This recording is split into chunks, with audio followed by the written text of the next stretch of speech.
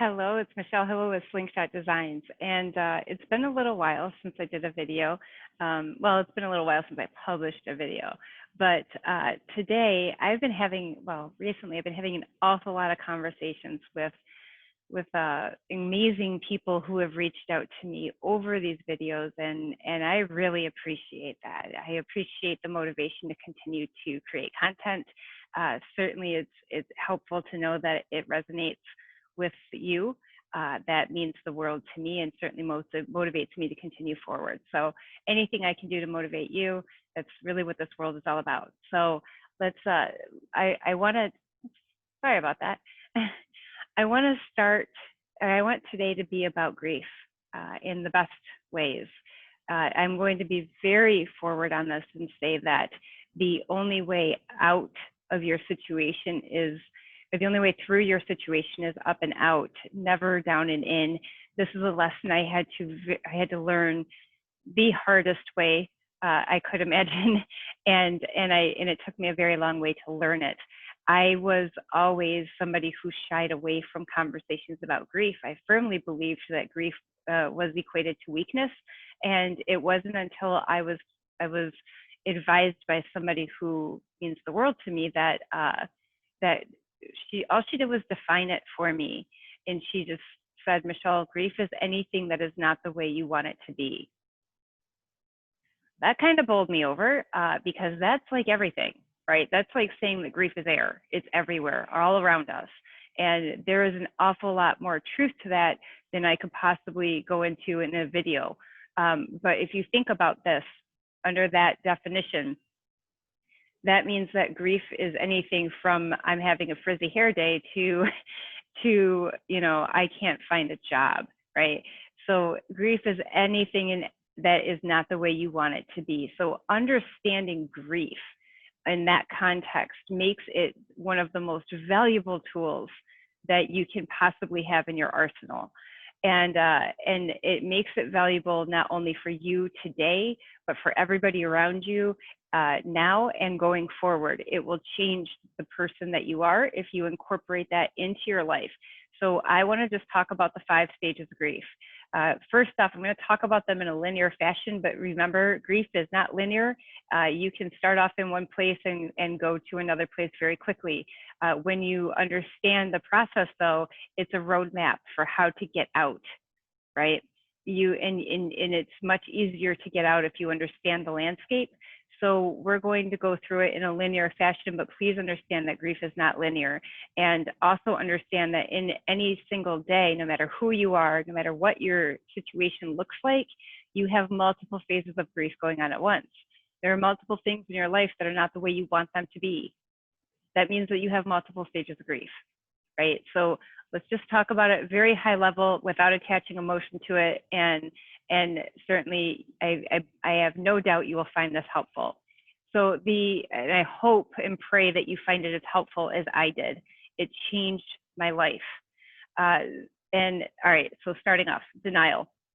The first one is denial. And you're talking in terms of denial, I'm going off the Kubler-Ross grief cycle. This is something you can Google, I'll include it in the notes, in the comments. But with denial, you're looking at avoidance, confusion, elation, shock, and fear, right? So again, it's avoidance, confusion, elation, shock, and fear. I don't want you to think about this in terms of the worst thing that's ever happened to you and how does this apply. I want you to think about this in terms of I went to the grocery store and somebody stepped in front of me, right? Something very small. And it doesn't even have to be traumatic or tragic. It doesn't even have to be really negative. It's anything that is not the way you want it to be. You know, my show is preempted on TV. Whatever it might be, just neutral. Keep it neutral when you're trying to figure this out. And you'll find it a lot further. You know, like let's stick with the analogy that somebody stepped in front of me in the grocery line. It's like the initial stage is like, did you just do that? Like, do you not see me here? You know, like that. It's very simple. That first stage of grief. It can last a day. It can last a week. It can last a year. It can last a second. It just matters how long does it take you to process that stage. The next, and certainly I will tie this to the major flood of grief that happened with with the economic downfall, and that initial denial phase was, oh yeah, COVID will only last a couple weeks, right? And I was certainly guilty of that. I think many people were. So denial is the first stage, and on the continuum of grief, it's still not that bad. You're not exactly in a low point because you don't believe it's happening. So you're still pretty high and elevated. That's why elation is one of those indicators that you're in denial, is elation. So you're not quite, you haven't turned down yet, right? But you quickly do when you move into the stage of anger. And you can notice the stage of anger because you're talking about frustration, anxiety, and irritation. Certainly, I think a lot of people are in that stage. That's a place where I tend to hang and gravitate in. I tend to hang out in the stage of anger for a while because I feel sometimes, and throughout my life, I've certainly felt like I didn't have a fair shot. I've certainly felt like things should have been better for me. And so I can relate to this one. If you have issues with anxiety, you probably have issues with anger. The two go hand in hand. And keep in mind, they are stages of grief, meaning that there is a forward and a backwards. There's options. You can pivot from that place of anger and anxiety. You can pivot from a place of frustration and irritation. There are directions that you can go. And if you look at the grief continuum as a roadmap, then you're empowered at that point to make a decision on what to do. And it's an empowered, capable, informed decision. So it's significantly more successful. All right, moving on. Next one's depression. I spent a lot of my life battling depression. And I've already alluded to why. But for terms of for today, we'll start off with depression is the lowest point on the continuum. Again, it's a linear model, but it does a little bit of this, right? And depression is down here at the bottom. So you're feeling overwhelmed, helpless, hostility, or flight. When you feel any of those emotions, you are at the low point of depression. It is a low point on the continuum of grief, again, meaning that you have options, that you can make moves. And at this point in the cycle, what you need is emotional support. That's how you help somebody who's facing depression. That's how you help yourself when you're facing depression.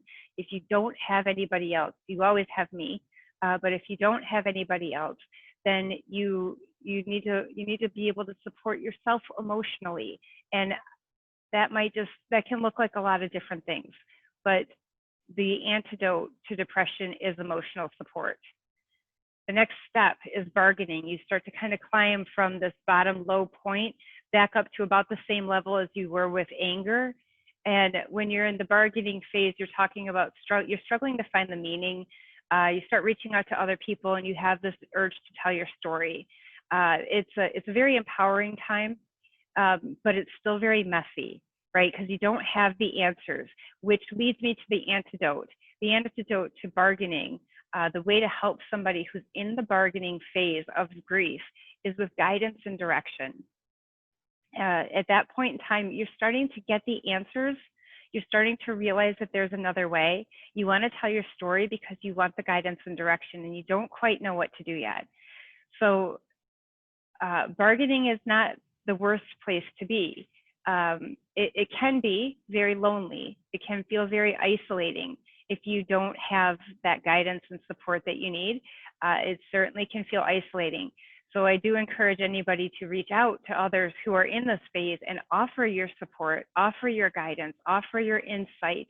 A lot of times it's just a matter of being a sounding board, lending an ear, and knowing what to move forward, or knowing how to give advice so that somebody can make their own decisions to move forward. It's not about providing the answers. If you can, great. But a lot of times you really can't, nor maybe do you necessarily need to or want to, right? So I think we all need to find our own answers often. The last stage linearly is acceptance, and that's when you start exploring options and putting a new plan in place and moving forward. Notice that I did not say you win.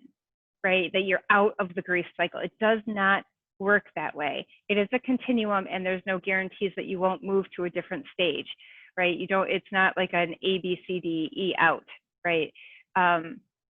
So it's acceptance. It's at this point in time, if you're job seeking right now, this is when you start going, yeah, I can do this, I can do this, I can do this, like the little engine that could, right? Like, I'm going to keep applying for jobs. I know how to write my cover letter. My resume is up to date. I know it's good. It's good.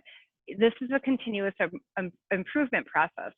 As you continue to send your resume out and you're not getting the reaction that you want, it kicks off the grief cycle all over again, right? And there is the denial. It's not me. It's not my resume. It's not this. It's not that. There is a level of denial. And then you quickly go into the levels of frustration and anger because it isn't me. My resume is fine. Like, it showcases my skills. What's wrong with the system? Everything's broken. Sound familiar? And then the depression of being overwhelmed. I have to update my resume. I have to update my cover letter, my profile. How am I supposed to figure all this out? I'm done. I'm done. It's too much. I can't handle all this right now. That's overwhelm, hostility, flight. And then there's the bargaining where you start really struggling to find the meaning and begin to tell a story in your portfolio. Your content begins to change direction. And then there's the acceptance where you have a new plan and you move forward with it. This does not guarantee you success in terms of what you want success defined as, but it does guarantee you progress. It does ensure that you will move forward. If you know where you're at in the stages, then you know kind of what to expect is the next logical step. And it really helps you know what to do to pivot. Now, I've explained this so far in terms of yourself. The reason it's so beneficial is not just for yourself, but for others. When you start realizing and being able to pinpoint that this person's words are a reflection of their stage in the grief process, oh my goodness, is that ever empowering? You stop taking things personally. Instead, you can actually help. You can actually do something to neutralize the process, the situation, or to move to things forward. Now, this is all things that you're doing that are offering value to the people that you love. Imagine how powerful that is. So I don't want to take up too much of your time today. I do have I am in between meetings right now, and I just really have been craving a way to get this out. I've been practicing having this conversation with you for a couple of days now, and I think that short and sweet might be the best way, and I'll build on this. But I wanted to go over the Kubler-Ross grief cycle in terms of how it applies to job seekers right now. And I hope that this is a little bit of a taster to help you understand and see where this might play into benefit you and the people that you love during, especially right now, everybody's in some phase of grief. Again, grief is anything that is not the way you want it to be, and there is no shortage of that in this world. So my name is Michelle Hilla. I'm the founder of Slingshot Designs. I help people connect their roots and wings through education, collaboration, and innovation. Until next time, take care of yourselves and your neighbors.